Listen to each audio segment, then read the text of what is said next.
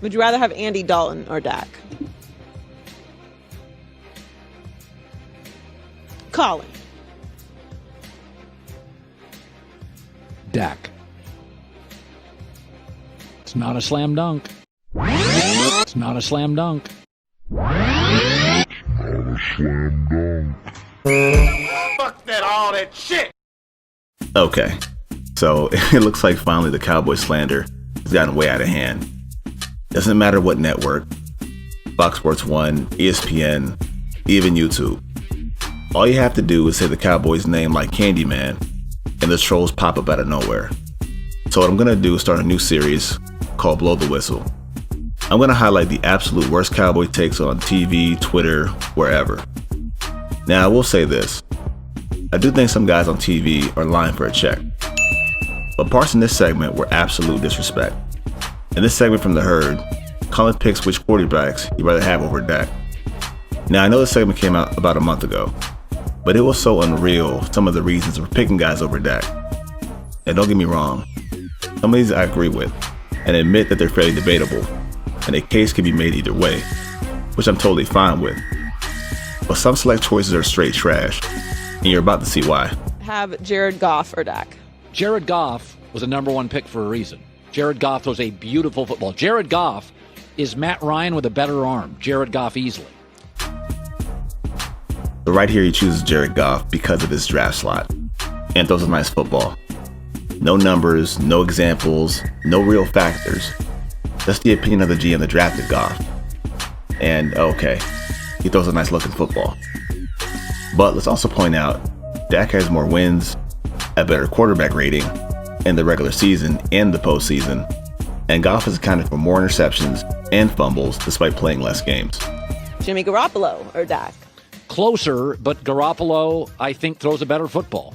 I think Garoppolo, Bill Belichick, highest quarterback he ever drafted, and was willing to bail on Brady for Garoppolo. He wasn't willing to bail on Brady for Jarrett Stidham, and everybody tells me how great Jarrett Stidham is.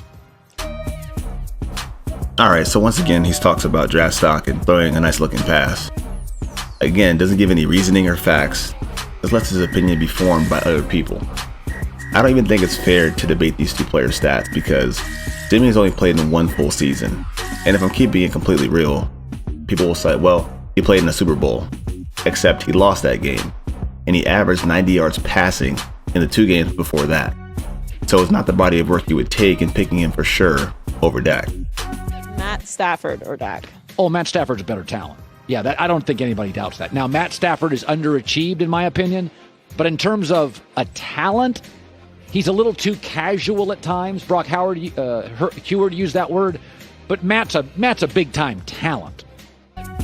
Matt Stafford. Like really, he actually went and chose Matt Stafford. Like in what way is that anywhere near acceptable? He said that he's a better talent.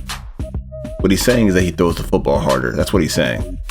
And then we'll admit that he's underachieved. Right, because he's played with Megatron for most of his career, but has not managed to win a single playoff game, much less a division title, despite being a starter for over 10 years. While Dak has 2 division titles, is healthy more often, and has won a playoff game. Josh Allen or Dak?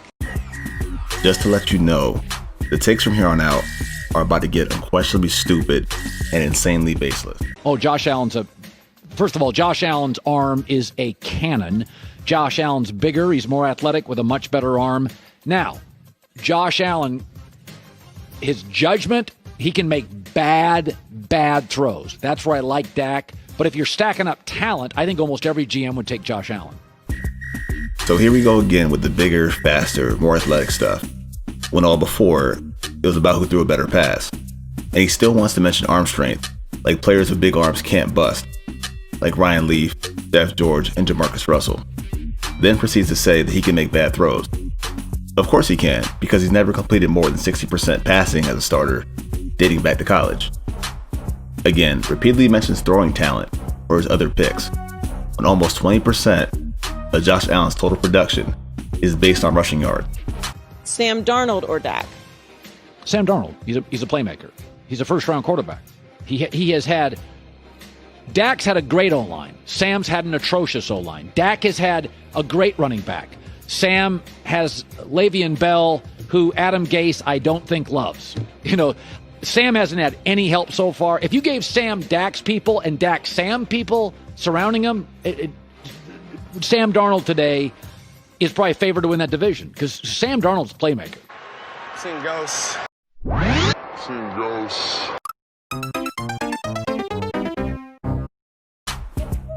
In all seriousness, Dak is probably the only player I've seen this help narrative tossed at this much.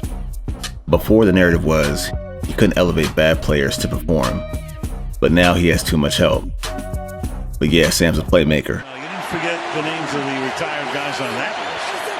White, Taylor, Prescott stumbles, stays afloat, looks downfield, fires deep downfield, and it will be caught by Austin.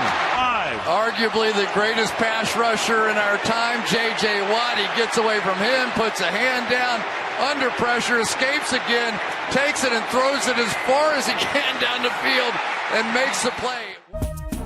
All right then. Now mind you, in the same segment he just picked Matt Ryan over Dak, which I'm willing to accept as possible debate. But as we all know, Matt Ryan has gotten a lot of help in his career in Devontae Freeman, Michael Turner, Roddy White, Tony Gonzalez, Mohamed Sanu, and of course Julio Jones, and only has the worst collapse in sports to show for it. Now getting back to Darnold, I'm not going to pull the stats on Dak versus Darnold since Sam has not played a full season, but I wanted to show you how this help narrative is only used when it fits a biased agenda. Would you rather have Andy Dalton or Dak? Colin. Dak. It's not a slam dunk. It's not a slam dunk. Andy Dalton came into this league when he had Andrew Whitworth at left tackle. And what was the other good offensive lineman? Smith. I'm forgetting his name. Andre Smith. When Andy Dalton had time to throw, Andy Dalton was good. He was getting to the playoffs. This was actually the one that forced me to sound off. Sad thing is, Cowboys fans really think it's close too. He said Andrew Whitworth and Andre Smith, but neglects to mention Kevin Zeitler, AJ Green, 2 different Pro Bowl tight ends, Tyler Eifert and Jermaine Gresham, and backfields that featured Joe Mixon and Giovanni Bernard.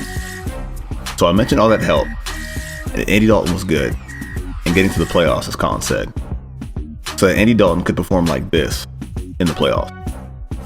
As a matter of fact, Andy Dalton was so good that not one team wanted to sign him as a starter. Cowboys fans, there's way too much misinformation about the Cowboys out there, and the national media types amplify that. What's worse is our own fans fall for it. If you see any bad Cowboys takes on TV, Twitter, wherever, let me know in the comments or on Twitter, and I'll try to feature them in the future. Thank you for watching, and if you enjoyed the video, please be sure to leave a like and subscribe for more entries on Blow the Whistle, as well as other content you're not going to want to miss. Carson Wentz or Dak? Not close. I think Carson Wentz has the second greatest arm in the league in terms of arm angles, strength, zip.